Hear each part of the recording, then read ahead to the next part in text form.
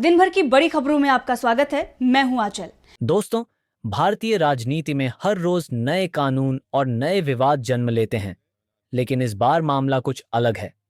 प्रधानमंत्री नरेंद्र मोदी की सरकार ने हाल ही में एक नया कानून पेश किया है, जिसने संसद से लेकर सड़क तक बहस छेड़ दी है। कानून कहता है कि अगर कोई मुख्यमंत्री, प्रधानमंत्री या मंत्री 30 दिन तक जेल या पुलिस हिरासत में रहता है, तो उसे अपने पद से इस्तीफा देना होगा। सुनने में यह बेहद साफ सुथरा और पारदर्शी कानून लगता है, लेकिन इसमें भी राजनीति की परतें छिपी हुई हैं।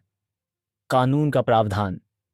कानून के मुताबिक अगर सत्ता में बैठा कोई भी नेता, चाहे वह कितना ही बड़ा क्यों ना हो, 30 दिन तक हिरासत में रहता है तो उसे पद छोड़ना होगा।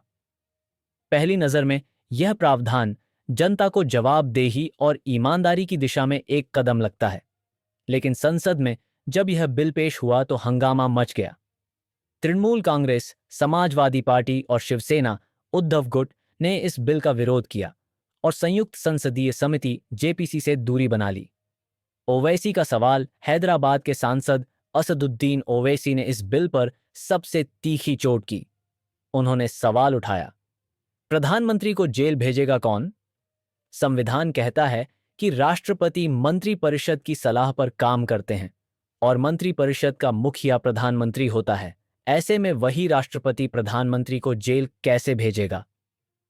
यही नहीं, राष्ट्रपति को अक्सर रबर स्टैंप कहा जाता है, क्योंकि उनके सारे निर्णय मंत्रिपरिषद की सलाह पर आधारित होते हैं। जब पूरा ढांचा प्रधानमंत्री के इशारे पर चलता है, तो वही प्रधानमंत्री कैसे इस कानून की चपेट में आएगा? राष्ट्रपति की भूमिका पर संदेह ओवैसी ने संसद में जोर देकर कहा कि राष्ट्रपति या राज्यपाल कभी भी प्रधानमंत्री को पद से हटा नहीं सकते, क्योंकि उनकी नियुक्ति और उनके निर्णय पूरी तरह केंद्र सरकार पर निर्भर होते हैं। सवाल यह भी उठता है कि अगर राष्ट्रपति वास्तव में प्रधानमंत्री को इस्तीफा देने के लिए कहेंगे, तो क्या वह संवैधानिक टकराव नहीं होगा? डिग्री विवाद का तर्क। दिलचस्प बात यह है कि मोदी सरकार ने यह कानून ऐसे वक्त में लाया है जब खुद प्रधानमंत्री नरेंद्र मोदी की डिग्री को लेकर सवाल उठ रहे हैं। विपक्ष बार बार यह मुद्दा उठाता रहा है कि प्रधानमंत्री ने अपने चुनावी हलफनामे में डिग्री का जिक्र किया, लेकिन आज तक मूल प्रमाण पत्र सामने नहीं रखे। अगर चुनावी हलफनामे में झूठ साबित होता है तो कानून के तहत 2 साल की सजा का प्रावधान है। अब सवाल यह उठ रहा है कि अगर यह सजा होती है तो क्या प्रधानमंत्री पर भी वही 30 दिन वाला नियम लागू होगा? क्या राष्ट्रपति प्रधानमंत्री से इस्तीफा ले पाएंगी? यही विरोधाभास इस पूरे कानून को सवालों के घेरे में खड़ा करता है। विपक्ष का हमला। राहुल गांधी ने कहा कि यह कानून लोकतंत्र को बचाने का नहीं, बल्कि विपक्ष को डराने का हथियार है। नीतीश कुमार ने भी टिप्पणी की कि सत्ता पक्ष सवालों से भाग रहा है और लोकतंत्र की आवाज दबाने की कोशिश कर रहा है। विपक्ष का तर्क है कि अगर जांच एजेंसियां स्वतंत्र नहीं हैं, तो यह कानून केवल विपक्ष को कुचलने का जरिया बन जाएगा। बीजेपी का बचाव। बीजेपी नेताओं का कहना है कि यह बिल पारदर्शिता और जवाबदेही की दिशा में ऐतिहासिक कदम है। उनका तर्क है कि जनता उन नेताओं को पद पर नहीं देखना चाहती जो जेल में हों।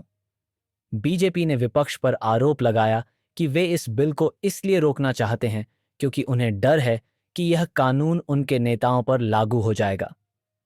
जनता की प्रतिक्रिया। सामान्य जनता के बीच यह चर्चा गर्म है।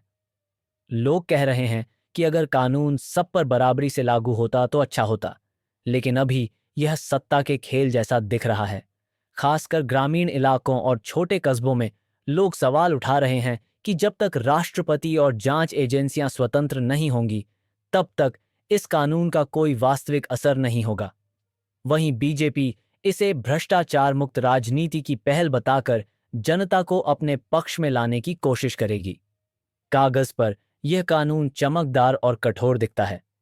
जेल में 30 दिन बिताने वाला कोई भी मंत्री या मुख्यमंत्री पद पर नहीं रहेगा, लेकिन असलियत यह है कि सत्ता के शीर्ष नेताओं के लिए इसमें पहले से ही सेफ्टी वॉल्व रखा गया है। ओवैसी का सवाल।